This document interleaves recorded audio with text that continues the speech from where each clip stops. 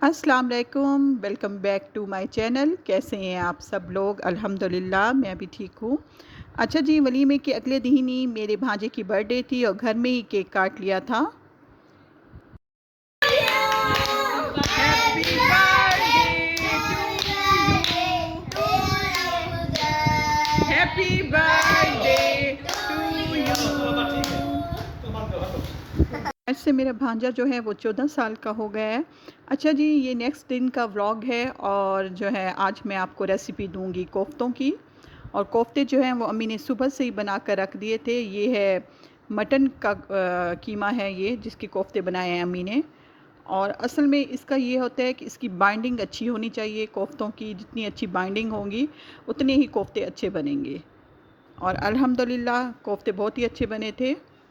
और अम्मी ने जो है प्याज फ्राई कर लिए थे और दही और एक टमाटर डालकर प्याज़ों को साथ में ग्राइंड कर लिया था।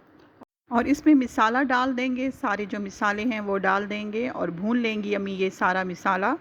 और जब मिसाला भुन जाएगा तो फिर कोफ्ते ऐड कर देंगी। और जो मिसाला है वही अच्छी तरीके से भूनना होता है इसका। जितना अच्छा मिसाला भुना हुआ होगा उतने ही कोफ्ते अच्छे बनते हैं। अम्मी ने इसमें लाल मिर्च का पाउडर डाला था और गरम मसाला डाला था और सूखी धनिया डाली थी और थोड़ा सा नमक डाला था और हल्दी डाली थी। बस ये अब इसको जो है इन तमाम मिसालों को भून लेंगे।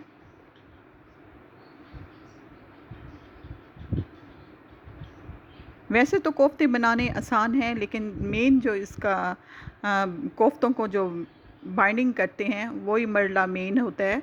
वो अगर सही हो जाए तो फिर समझें कोफ्ते बहुत ही अच्छे बनते हैं। बस ये मिसाला जो है वो तैयार हो गया है। और प्याज जो है अम्मी ने ज़्यादा ही ब्राउन कर लिए थे, इसलिए ये ज़रा डार्क डार्क सा मिसाला बन गया है। लेकिन अम्मी के पास हर किस्म का इलाज होता है।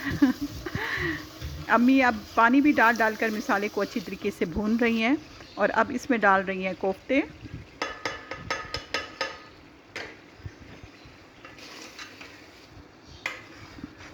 बस ये साथ में ही कोफ्तों को भी भून लेंगे और बिल्कुल लाइट चम्मच चलाएंगे ताकि कोफ्ते ना टूटें।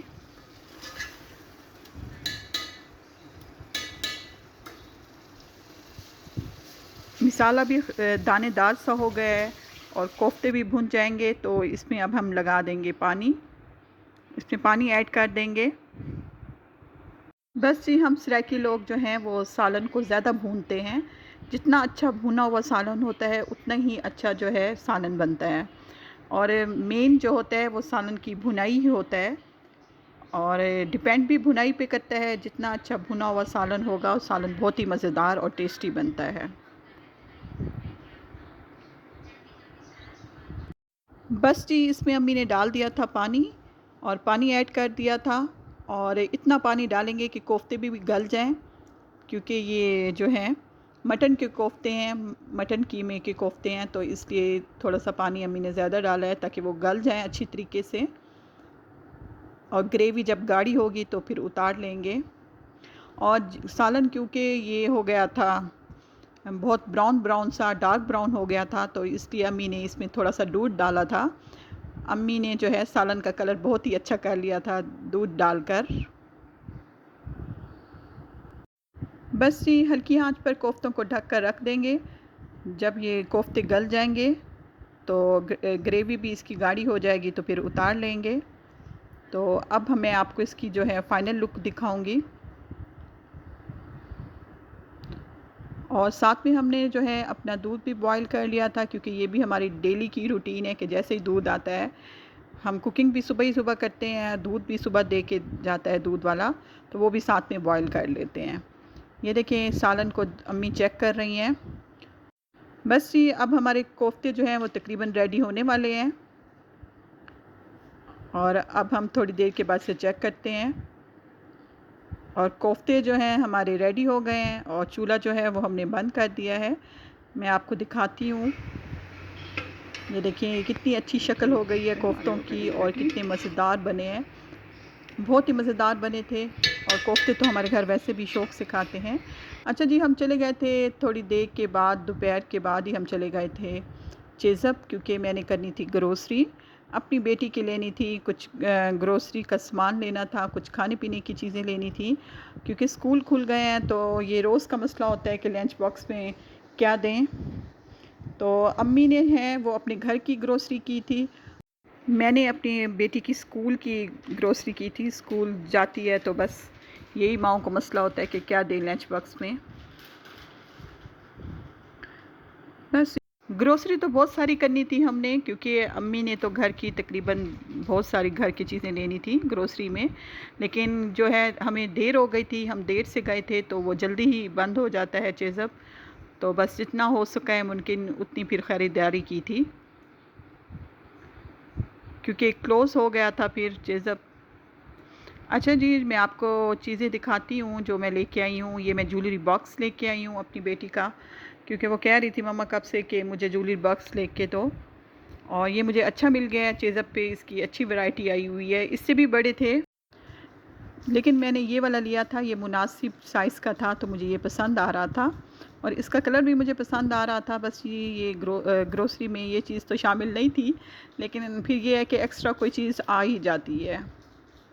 और ये रैक लिया था, ये अम्मी ने अपना भी लिया था वाशरूम का, और मेरे वाशरूम में भी ये ज़रूरी है। और साथ में ही ये हैंड वाश लिया था। मैं आपको अपनी ग्रोसरी दिखा रही हूँ जो कि मैंने परचेज़ की है। और ये ग्लास का सेट लिया था, ये ग्लासों का, क्योंकि ग्लासों का सेट जितने भी हों कम होते हैं घर में। तो ये अम्मी ने ली थी, ग्लास जो है ये अम्मी ने शॉपिंग की थी ग्लासों की, इस तरह की अम्मी के ज़िम्मे है। और जी साथ में जो मैंने ली थी अपनी बेटी की खाने-पीने की चीज़ें, वो भी मैं आपको दिखाती हूँ। ये चने की दाल का पैकेट एक मैंने ले लिया था, क्योंकि अक्सर शामी कबाब बनाने होते हैं तो घर में पड़ी हुई हो दाल तो सही होता है, बेहतर होता है। और ये बस कुछ बिस्किट्स ले लिए थे, कुकीज़ ले लिए थे इसके। और अब जितनी भी तकरीबन दिखा रही हूँ ये मेरी बेटी की ही शॉपिंग है।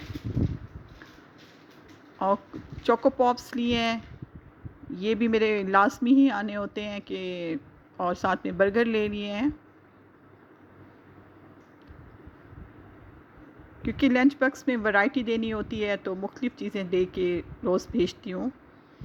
और इसने अपनी चॉकलेट ले ली थी और साथ में प्रिंगल्स ले लिए थे।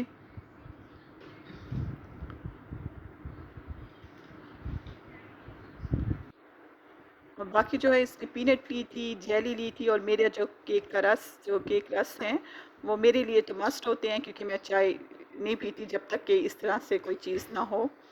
और साथ में ही मैंने एनर्जाइज़ ले लिया था, स्कूल से आती है तो इसे बना कर देती हूँ। और ये कब से मुझे कह रही थी मम्मा मैंने बर्गर ही लेके जाना है, तो मैंने कहा चलो इस टाइप की चीज़ें ले लेती हूँ मैं। और बाकी इसकी चिप्स थी और जूस ले लिए थे कुछ साथ में।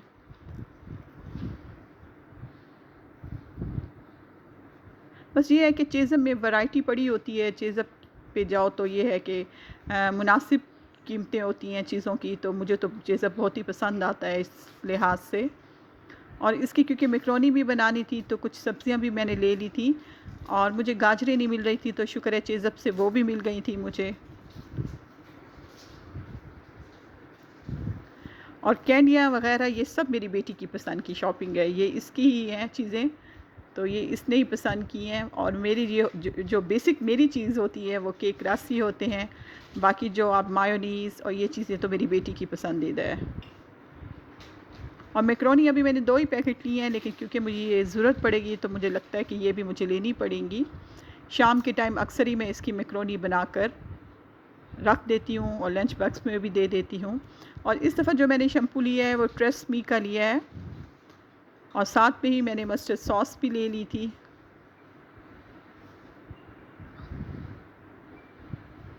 और मैं इसका जो है थोड़ा-सा चिकन भी लेके आई थी, ब्रेस्ट चिकन, क्योंकि ये मैंने मैकरोनी में डालनी है, तो ये है कि मुझे सही मिल गई थी मुनासिब कीमत पे। वरना तो हम जो है ये गोश्त वग़ैरह और ये चिकन की जितने भी मटन हों, तो ये सब हम अपने बिनोई के हाथ से मंगवाते हैं, क्योंकि वो फ्रेश लेके आते हैं।